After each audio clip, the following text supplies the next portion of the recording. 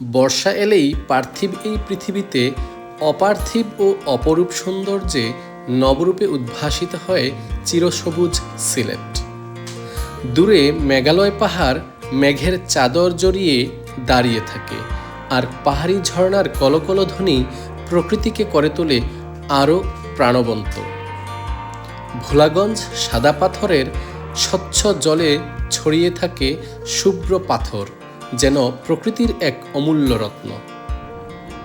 উৎমাছড়া ও তুরংছড়ার ঝর্ণাধারা, বিছানাকান্দির পাথরগেরা জলরাশি এবং সারি নদীর শান্ত স্রোত মিলে সৃষ্টি করেছে এক মোহনীয় দৃশ্য।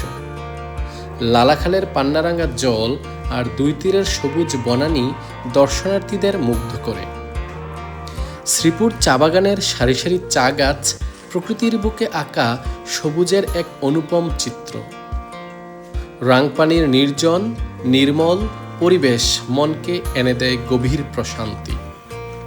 পাহাড়, নদী, ঝর্ণা ও চা বাগানের অপরূপ মিলনে সিলেট যেন প্রকৃতির হাতে আঁকা এক জীবন্ত জল রঙের ছবি।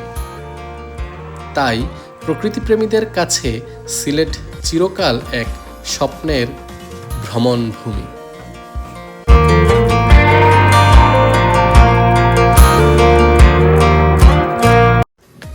প্রিয় বন্ধুরা, সিলেট ভ্রমণ দ্বিতীয় পর্বে আপনাদের স্বাগত।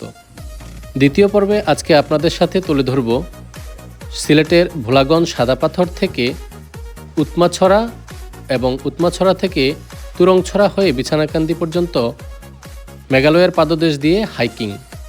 আপনারা নিশ্চয়ই সাথে থাকবেন এবং আজকের এই ব্লগটি উপভোগ করবেন।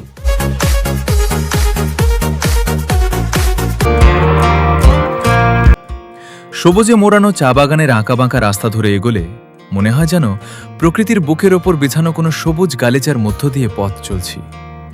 দূরে দিগন্ত জোড়া জলাভূমি আঁক জগতের দরজা খুলে দেয়।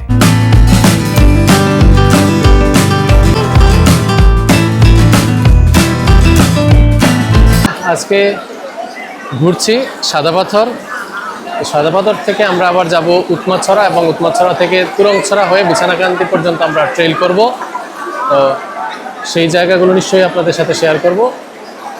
আর ভিডিওটি যদি ভালো লাগে তাহলে লাইক, কমেন্ট ও শেয়ার করবেন এবং আমার চ্যানেলটি সাবস্ক্রাইব করার অনুরোধ রইল।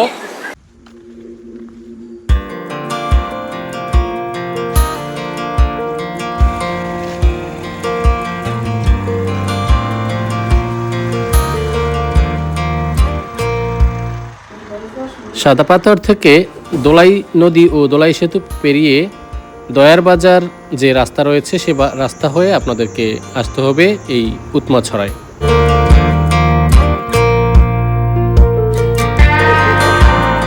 আমরা উৎমাছড়ায় এসেই এক মুহূর্ত সময় নষ্ট করিনি, দ্রুত নেমে পড়ি এই স্বচ্ছ স্নিগ্ধ শীতল ছড়ার পানিতে ভেজার জন্য। এখানে সবচেয়ে ভালো লাগার যে বিষয়, পানিটা এতটা স্বচ্ছ, এতটা পরিষ্কার, মানে যে কারোই আসলে এই পানিতে নামার জন্য একটা লোভ তৈরি হবে, সেটা সামলানো খুবই কঠিন। আমরা নেমে যাই পানিতে গোসল করতে। আর এখানকার যে প্রকৃতি এবং পরিবেশ আসলেই নিসর্গ। আপনারা যদি সচক্ষে দেখেন, আসেন, তাহলে মুগ্ধ হবেন এখানকার প্রকৃতি ও পরিবেশে।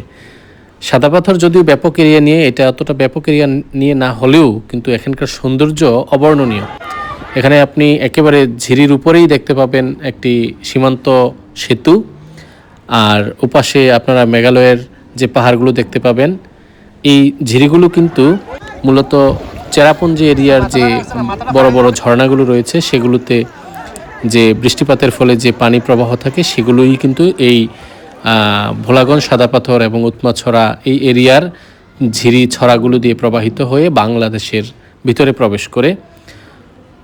তো এই জায়গাটি বেশ অসাধারণ একটি জায়গা, সময় কাটানোর জন্য পারফেক্ট একটি জায়গা। আপনারা পরিবার পরিজন নিয়ে আসতে পারেন এখানে। সিলেট নেমে একটি সিএনজি রিজার্ভ করে চলে আসবেন উৎমাছড়ায়। 1500 টাকা থেকে 2000 টাকা নিবে, রিটার্ন যাত্রা সহ আপনারা কথা বলে আসবেন, বেশ ভালো লাগবে। তো আমরা এখানে ঘুরে তারপর রওনা দেব কিছুক্ষণ পরে তুরংছড়া এবং বিছানাকান্দির উদ্দেশ্যে। আপনারা এখানে খাবারও খেয়ে নিতে পারেন, উপরেই কিন্তু হোটেল আছে, রেস্টুরেন্ট রয়েছে।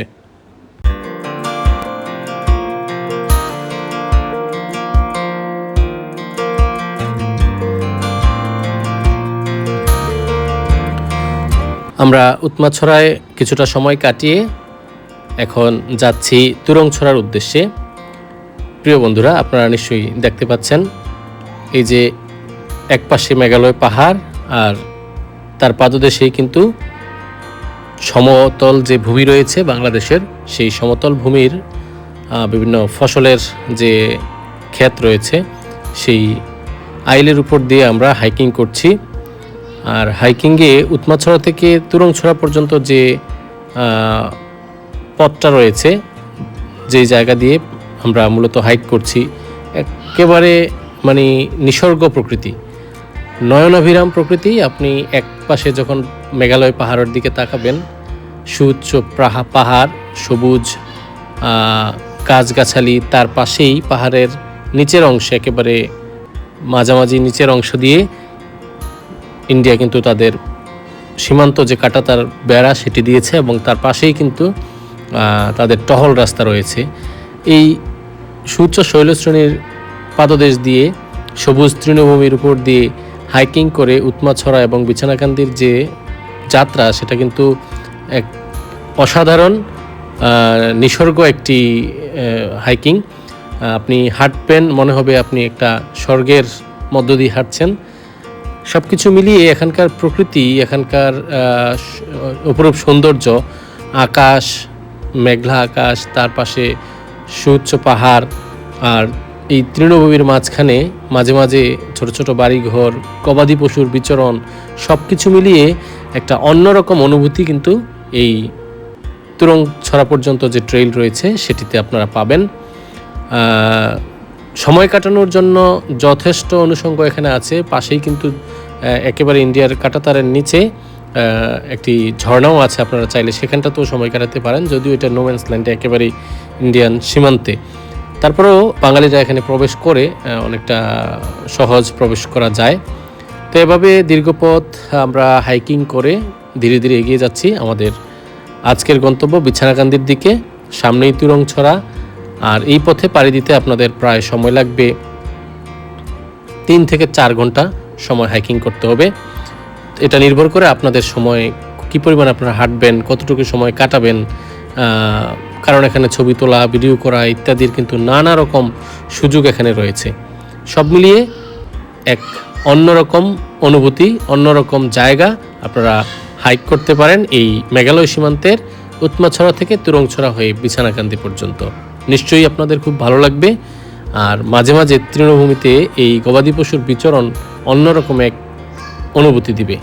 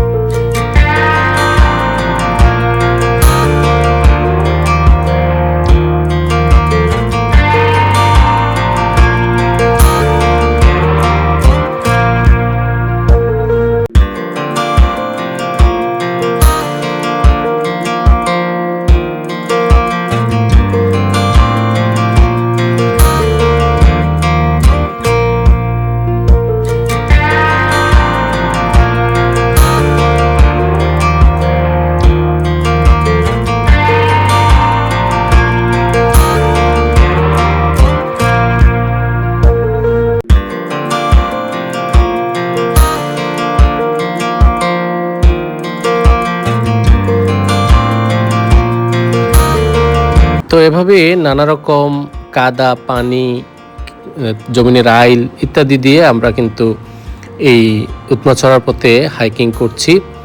হাইকিংয়ে এই সময়টা আমরা জুন মাসে হাইকিং করছি। আজকের এই দিনটা হচ্ছে জুন মাসের 12 তারিখ। তো এরপরে জুলাইতে গেলে হাইকিংটা এতটা আরামদায়ক হবে না, কারণ তখন একটু বেশি পানি থাকবে, কাদা থাকবে। আর জুনে আপনারা হাইক করতে পারেন। এছাড়া আপনারা হাইকিং করতে পারেন সেপ্টেম্বর অক্টোবরের দিকে এদিকটাতে, তখন কিন্তু এই জমিগুলোতে প্রচুর পরিমাণের সবুজ ধান ক্ষেত থাকবে। তো আমরা হাইকিং করে এখন যে জায়গাটিতে অবস্থান করেছি সেটি হচ্ছে তুরংছড়া। আমরা তুরংছড়া, এই যে ছড়াটি রয়েছে এটিও একেবারে ভারত সীমান্তে, এই যে সামনেই হচ্ছে কাঁটাতারের বেড়া, সেদিক দিয়ে এটা বাংলাদেশে প্রবেশ করেছে। এখানকার পানিও কিন্তু যথেষ্ট স্বচ্ছ স্নিগ্ধ জলরাশি। আমরা যেহেতু উৎমাছড়ায় পানিতে নেমেছি, তাই এখানে আর আমরা পানিতে নামবো না। এখন আমাদের মূল গন্তব্য হচ্ছে বিছানাকান্দি, তাই আমরা এখানে পানিতে না নেমে সামনে এদিক দিয়ে একটু পানি বেশি গভীর, নামলে আবার গা ভিজবে, তাই আমরা আরেকটি জায়গা রয়েছে, আরেকটি পয়েন্ট রয়েছে, সেদিক দিয়ে আমরা কিন্তু এই ছড়াটা অতিক্রম করে ওপারে চলে যাব। সেখান থেকে আমরা আবার হাইক করব বিছানাকান্দির উদ্দেশ্যে। তো এখানে স্থানীয় মানুষদের সাথে কথা বলছিলাম যে কোন দিক দিয়ে পার হওয়া যায় এই ছড়াটা। তো ওনারা বললেন যে সামনে আরেকটা পয়েন্ট আছে, ওই দিক দিয়ে পাথর আছে, সেই পাথরগুলোতে একটু পানির পরিমাণ কম আছে। তুরংছড়া পার হয়ে আমরা তুরং যে গ্রামটি রয়েছে সেই গ্রামের মাঝামাঝি আছি। এখানে একটি নদী রয়েছে, সেই নদী এবং তার তীরবর্তী যে মেঘালয় সীমান্ত আশপাশের যে প্রকৃতি সেগুলো আপনাদেরকে একটু এক নজর দেখানোর চেষ্টা করছি। আসুন এক ঝলক দেখে নেই আশপাশের এরিয়াটা।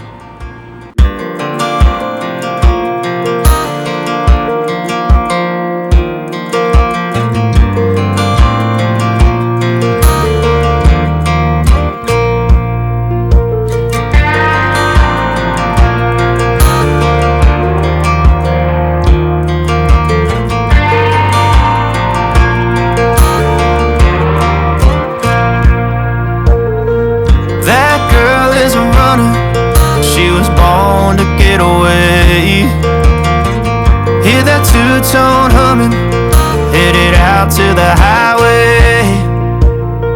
I should have seen it coming through the years left in the dust. But after all the lessons learned, it would end the both of us. There's a first for everything, like a hand holding mine. Now I'm left here with the pain from her I love you goodbye. And though it hurts to watch my whole world become the woman she would be, the thing that I forgot would set her free. I taught her how to leave.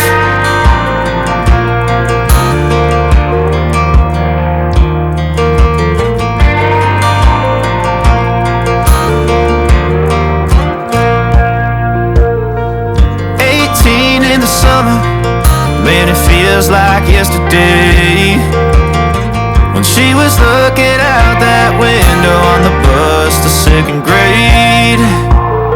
The first step she'd ever take, the first cut from a heartbreak. Been through it all, but now it's time to go our separate ways. There's a first for everything, like a hand holding mine. প্রিয় বন্ধুরা, আমরা দীর্ঘ পথ প্রায় 6 কিলোমিটারের মতো hiking করে উৎমাছড়া থেকে এখন বিছানাকান্দি আমরা চলে আসছি। তো সুদীর্ঘ এই হাইকিংয়ে আমাদের অনেকটা সময় লেগেছে, অনেকটা ক্লান্তি আছে, এখন প্রায় সন্ধ্যা ঘনিয়ে আসছে। তাই আজকে আর আমাদের এই বিছানাকান্দি যে নদী রয়েছে, ঝর্ণা রয়েছে, পাথর রয়েছে, সেগুলোতে নামা হবে না।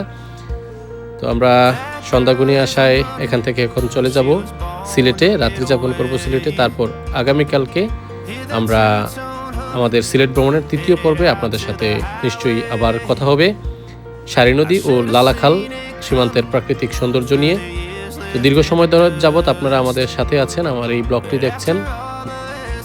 প্রিয় বন্ধুরা, আমার সিলেট ভ্রমণের দ্বিতীয় পর্বটি আপনাদের কাছে কেমন লাগলো কমেন্টে জানাবেন। ভালো লাগলে ভিডিওটি শেয়ার করবেন এবং চ্যানেলটি সাবস্ক্রাইব করে পাশে থাকার জন্য অনুরোধ রইল।